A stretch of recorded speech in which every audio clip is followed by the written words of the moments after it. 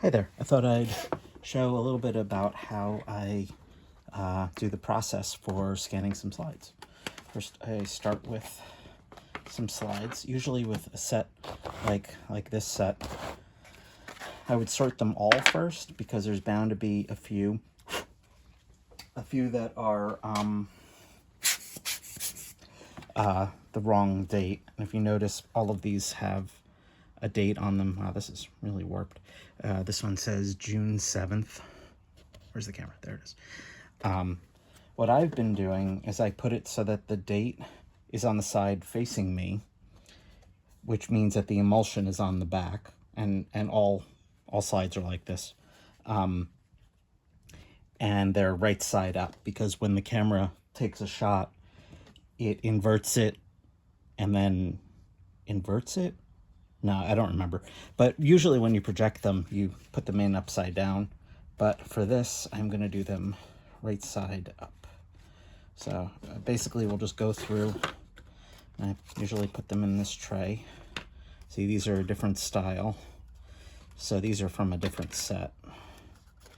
So I will just do these as two separate sets. So if you look, you can see there's like a family or something in there.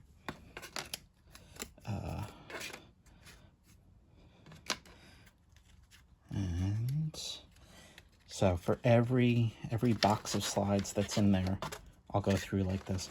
Oh, and I do not try to observe if it's vertical or horizontal, because the scanner, well, the camera will take a picture horizontally, so it can always be rotated later, is the way that I think of it.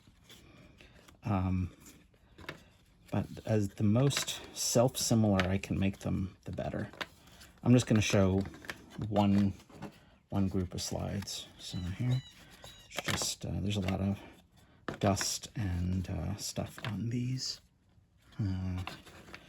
These are still June 7th, and I don't think, yeah, there's no year on these, but on these it says November 78. So it's probably June 70 something. Although sometimes they'll say like June 4th, 1984 or whatever, but that just means that they're that's when they were developed or processed. So next I take, these are just glass slides, and I put tape in the middle just to give it a frosted look. So I'll put I think today is E01. Say E01. I'll just put June 7th. And that will go on the front of this. And I'll save those. I'll do them later. So next, I go over here. Let's see if I can, there we go. And I turn this on. This is going to be noisy. Actually, before I do that, so I take a stack of slides, put them in here. So those are good to go. And I'll turn it on. This is gonna, actually here, I'll just turn it off like that. So now this firmware here is on. Just move that out of the way.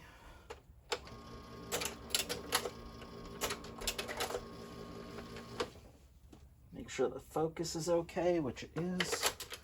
Let's eject that, start it over. Make sure the camera is on. Switch it to infrared mode. And I should be able to just press and hold this.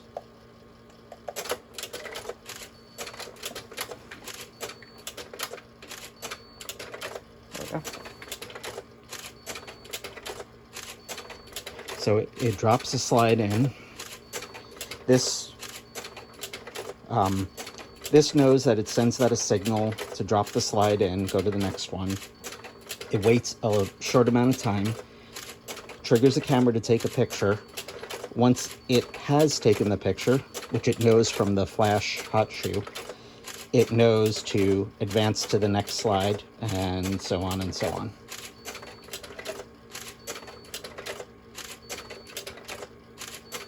And that's it. Press and hold that to stop. And now that's this set from June 7th that are done. And then what I will do is I will put them back in the box that they came out of, if they'll fit. There we go. And I will wrap it with a piece of tape so that it doesn't open in shipping like that. A lot of them were just popped open from shipping to me. Put on tape, and then I use a Sharpie and I write June 7th, and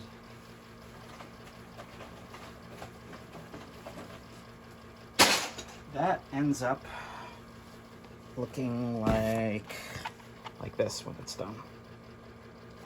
Or in the case of the slides that were just free in the box, it looks like this.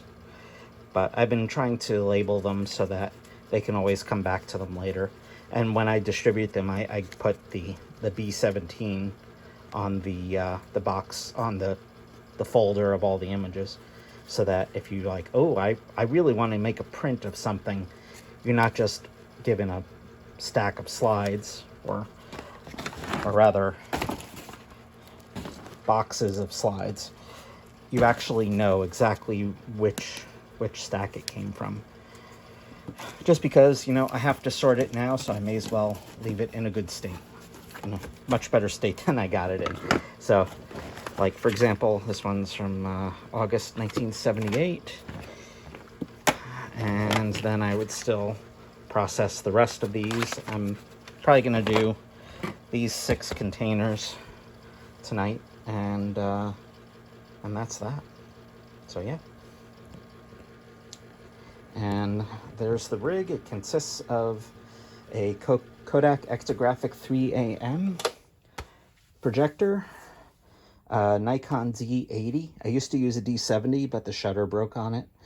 An old telephoto and macro lens with a teleconverter there to adjust the scale of the size. I wanted to find a formula to know what lens to use, so that I could use a prime lens rather than a zoom, but I couldn't figure it out. So I found this, it worked. There's a special 3D printed adapter in here that that holds this in the same line, and then the rig on the bottom keeps it all lined up so that it can actually be moved. And then this is just an Arduino in here with 7-segment display. And it has a sensor for the hot shoe. It has an infrared LED to trigger the camera taking pictures, and a custom cable over here that plugs into the port on the back, on the wired remote port. And then inside of here is a Ulanzi V49, I think it is, or something like that. It's a 49 LED backlight, and I am driving it with a custom power supply because the original one broke. So I found that if I drive 4 volts into it, it comes out perfect. And these are my notes to myself, emulsion on back. I found that 4.1 volts at a 60th of a second, or 3.8 volts at a 25th of a second, the camera at f22 so that it's closed down as much, so that it can have the best focus and the least amount of glare or bloom. Set to flash, white balance. I found that those color settings worked, and ISO 400. So that's basically it. So, bye.